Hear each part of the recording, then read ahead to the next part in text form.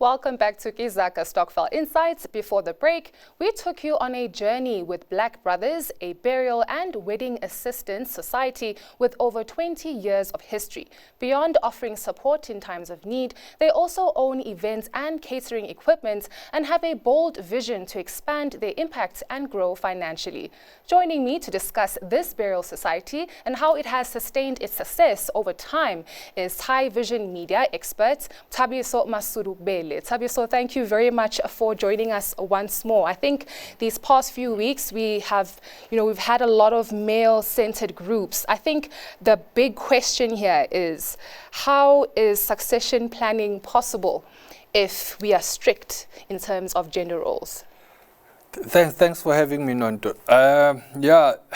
When it comes to Stokvels and gender roles, there is no right and wrong answer, because you'll remember, depending on where the Stokvel is located, you've got different rules and different objectives of what people are seeking to achieve. So we have seen examples where you have Stokvels that are male only, but the purpose and the objective dictates that they are only male only. So for instance, there's a group out here in Heidelberg that we once did. It was a group of men only, but it wasn't anything, their reasons weren't malicious. Their reasons were actually quite noble, because they were saying that as men aren't very open about talking about problems that they have and so on, whether it's at home or wherever the case is, different issues that men would be dealing with.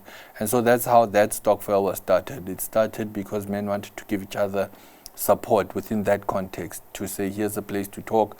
I know in one of the radio stations, they've got this platform where they say men need to talk more about, and this is all geared towards, trying to contribute to minimizing things around GBVF and so on. So that was the objective, to say, here's a platform where you can vent whatever angers you have. Let's guide each other so that you don't resort to violence in the home place.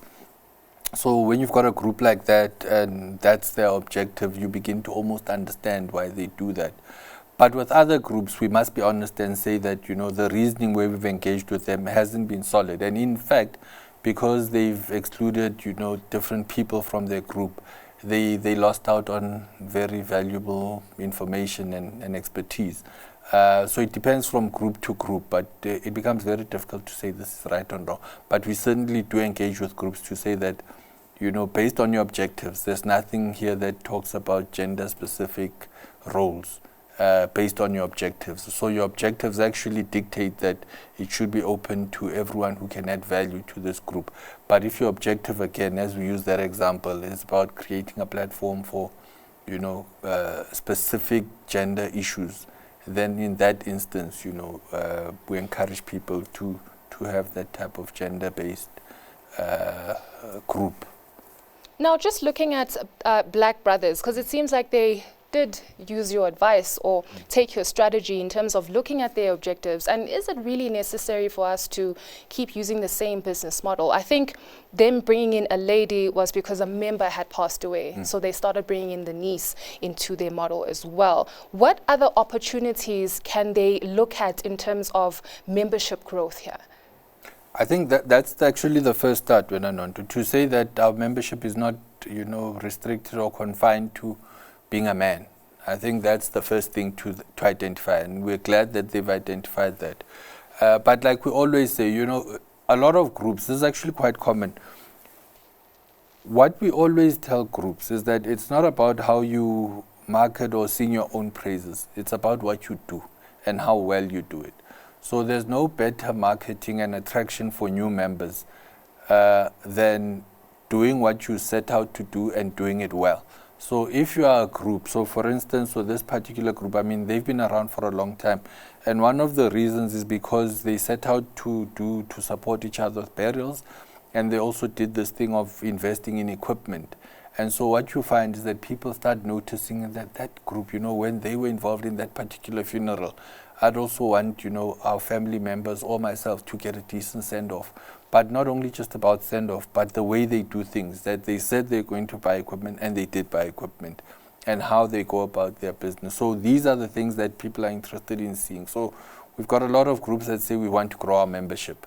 Yes, we can put plans in place, which we do, marketing plans and so on, but the most important thing is to do what you set out to do, achieve your objectives, and then people will take note, and then you'll have people joining your group for the right reasons. Can we just look at the correlation between, growing your numbers in terms of membership and then having a multifunctional or a multi-purpose stokvel? Does it normally work together? Very challenging. It works if the administration is on point. So I think one of the things to emphasize that what this group does, it espouses the desires and dreams of a lot of groups. By that I mean that you've got a lot of societies, particularly burial societies, that want to start investing in assets. So because for them the primary objective when they're formed is to make sure that they've got, they do a decent send-off for people who are affiliated to them.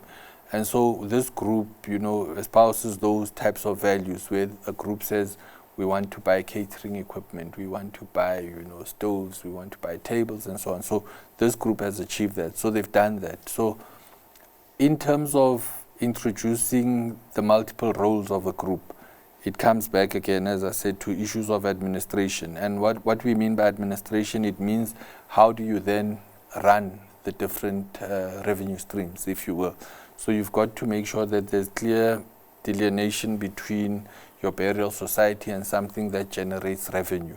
And so you then have a committee that deals with the function of the original purpose, which is the burial society, and there's clarity in terms of resources, in terms of objectives, in terms of leadership.